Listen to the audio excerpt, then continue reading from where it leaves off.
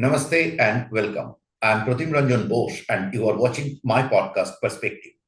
This is the first podcast of 2025, and I wish you a very happy year ahead. Having said that, I should also share my worries.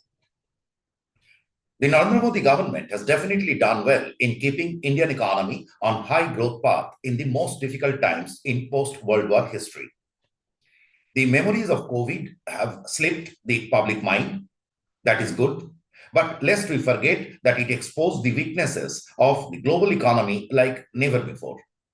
Three largest economies, the US, China, and Eurozone, suffered prolonged slowdown and other negative impacts. COVID coincided with an unprecedented disruption and power struggle in the global economy. The hurried pullout of the US forces from Afghanistan improved morals of the terrorist outfits all over. The Hamas attack on Israel was a direct fallout. Meanwhile, the hyperpower US is on its worst charm.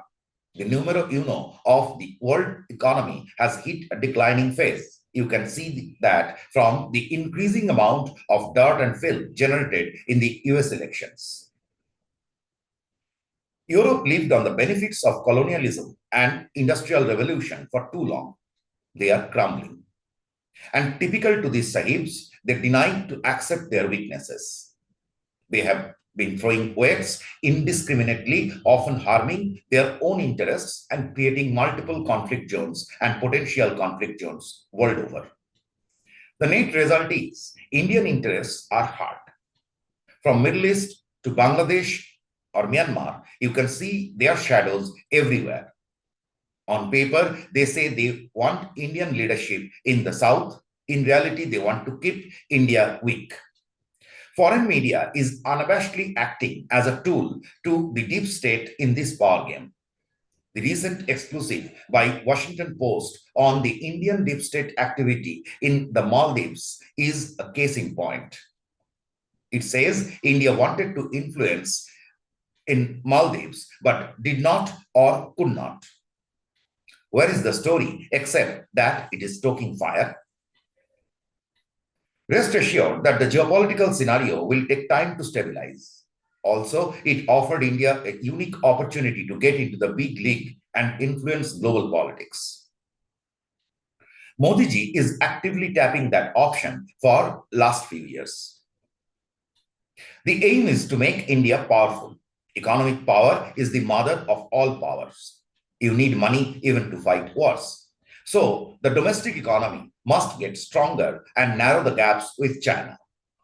The government is aware of these goals and initiated work on many fronts. Some of them, like the PLI incentive in telecom, semiconductor investments, defense hardware manufacturing, etc., have already started yielding results. That is on top of the infrastructure overall, which is visible, tax reforms, digital public infrastructure, etc. All these are showing results. Having said so, many things are not right, or let's say they are acting as dampeners. It is a matter of great dissatisfaction that the private capital expenditure is not rising and even the public expenditure slowed down in 2024. This was unexpected and had cost India the growth momentum in the September quarter. Many things contributed to this great disappointment. First, India undergone general election in the June quarter. As a rule, election affects decision making, both at the private and the public sectors. It was expected that the investment rush will begin after the election, but that did not happen.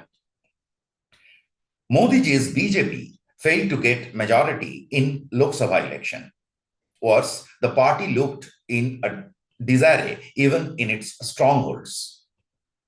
It had a serious impact on sentiments, and BJP went all out to win the recently concluded state elections. They have indeed reversed the tide in Maharashtra and Haryana, but it came at the cost of attention on the economy. Onion exports were allowed despite shooting prices at home to please traders in Maharashtra. Onion is a big influencer in food inflation, which in turn impacts the overall inflation numbers. The Reserve Bank of India refused to cut interest rates, citing high inflation. High rates are creating volatility in the foreign exchange market. Indian rupees is on a sustained decline against US dollar. India followed the footsteps of the US Fed in hiking rates in the aftermath of the Ukraine crisis. Now that the US is cutting rates and trying to revive growth, the world's fastest growing economy is walking the opposite direction. Cost of money is the single largest hurdle before industrial growth and in India vis-a-vis China. Volatility is making it difficult for domestic investors to plan investment. Moreover, the Adani experience shows that the downside risks of tapping American finance in a highly volatile geopolitical scenario. The deep state can use this as a handle to upset plans. China did not depend on American finance to invest at home. They reduced rates to 1.5% in 2024 and may cut it further in 2025. Indian banks are charging high rate for nearly 2.5 years. They want high margin. Where will Indian investor go? How can he plan investments? Should we tell the government that monetary policy must align with fiscal policy and vice versa? High rate of interest will restrict India into a consuming economy. Efforts to create safe grounds by raising import tariff barrier is not advisable because that will keep the domestic economy inefficient. We saw that during the closed economy days. What is hurting the sentiment the most is a sense of status quo in the government. The finance minister justifies different types of GST on different value-added popcorns before the camera. She fails to understand that she is talking in the language of the closed economy principles and that the government is walking backwards. Ideally, it was time to take bold decisions to bring petroleum under GST cover. But we haven't heard a bit about it. Shipping sector reforms have been waiting for nearly half a century. 4 bills were placed in the parliament in this winter session, but no decision could be taken. Parliament was dissolved. Railway reforms have been waiting once again for half a century. Disinvestment is a forgotten chapter since 2004. Despite having all the majority in the parliament, Modi government could not make any progress beyond Air India disinvestment. Things are not looking bright, Modi ji. Ability to take big and bold decisions have been your greatest USP. We loved you for your Rowdy Rathod image. जो बोलता है वो करता है, जो नहीं बोलता है वो definitely करता है. You made the government result-oriented and improved the project announcement to implementation ratio to all-time high. When you announced bullet train, everyone laughed. Now that it is coming, we laugh at them. But lately, you became busier with global affairs. Decision-making suffered at home. People assume that you divested responsibilities to others. If so, it is a welcome move.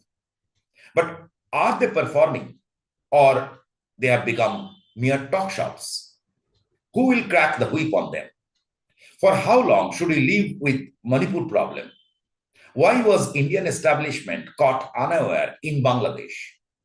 When will the stalemate end? I was recently sharing notes with a senior bureaucrat friend, or Dada as we call in Bengali. He was regretting the slow pace of decision-making in Delhi. He summed it up in one sentence. Modi ji buddha ho gaya. Of course, it is told in a lighter vein, but it reflects the collective disappointment. The government is not moving as fast and as confidently as it used to. Thank you for watching Perspective. If you like this episode, please share. फिर मिलेंगे.